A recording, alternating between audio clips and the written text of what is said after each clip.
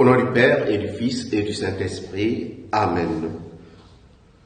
De l'Évangile de Jésus-Christ selon Saint Luc au chapitre 13 au verset 1 à 9.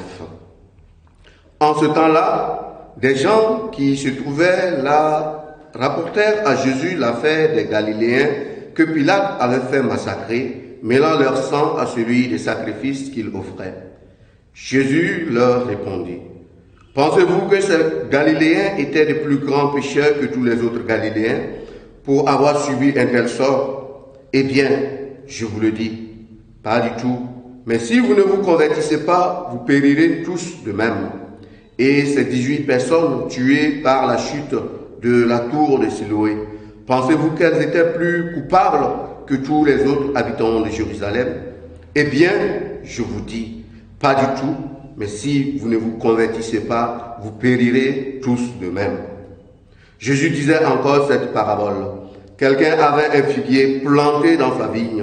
Il vint chercher du fruit sur ce figuier et n'en trouva pas. Il dit alors à son vigneron: Voilà 3 ans que je viens chercher du fruit sur ce figuier et je n'en trouve pas.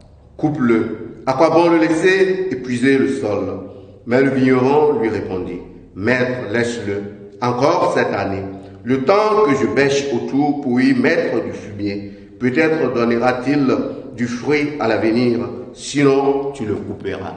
Acclamons la parole de Dieu. Louange à toi, Seigneur Jésus. Bien-aimés dans le Seigneur, la parole de Dieu en ce jour nous invite à la conversion. Mais avant d'en arriver à la question de la conversion, le Seigneur ouvre ce qu'on pourrait appeler le voile sur ce que nous appelons très souvent le péché des parents, ou bien le péché de rétribution. Si quelqu'un souffre, c'est parce qu'il a péché. Si quelqu'un souffre, c'est parce qu'il a fait du mal. Et le Seigneur est en train de nous dire qu'il n'en est pas forcément là. Si quelqu'un souffre, c'est pas forcément qu'il ait péché. Autrement dit, quand nous tombons dans ce que nous appelons l'arbre généalogique qu'il faut traiter, qu'il faut soigner parce qu'un arrière-grand-père ou bien quelqu'un a commis une faute qui tombe sur nous, le Seigneur est en train de nous interpeller par rapport à tout cela. Pour dire quoi? Pour dire que chacun porte la responsabilité de ses actes. Et même s'il arrivait que quelqu'un de ton passé a fait quelque chose, eh bien, si cette chose-là continue d'agir aujourd'hui, eh bien, ça veut dire que quelque part tu participes de cet acte-là. Et c'est pourquoi la parole du Seigneur est claire. Si vous ne vous convertissez pas, vous périrez.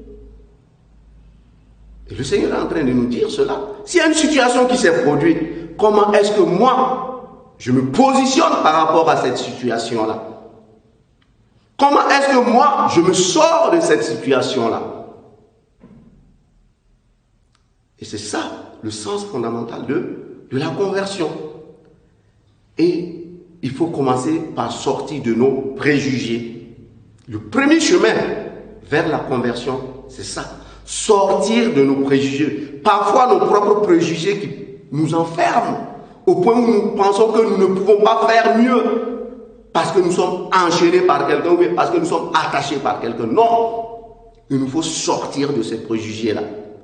Et pour commencer à sortir de ces préjugés, il nous faut faire quoi? Il nous faut aller à la rencontre du Christ médiateur, à la rencontre du Christ qui peut être considéré ici comme le vigneron qui met tout en œuvre pour que nous puissions porter du fruit.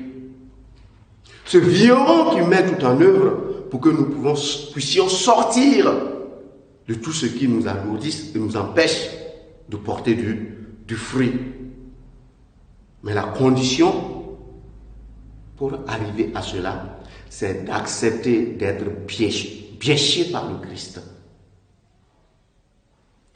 On pourrait dire simplement dans le langage agropastoral, se laisser labourer par le Christ. Et c'est ça qui nous rendra capables de sortir de nos misères. C'est ça qui nous rendra capables de marcher avec des fermes convictions sur le chemin de la conversion, sur le chemin de notre propre perfectionnement qui passe par notre attachement au Christ. Au cours de cette journée, nous allons demander au Seigneur qu'il nous accorde la grâce de l'intimité avec le Christ, grâce de l'intimité qui seule peut nous aider à prendre le chemin de la conversion, mais surtout à rester constant dans ce chemin-là. Loué soit Jésus-Christ.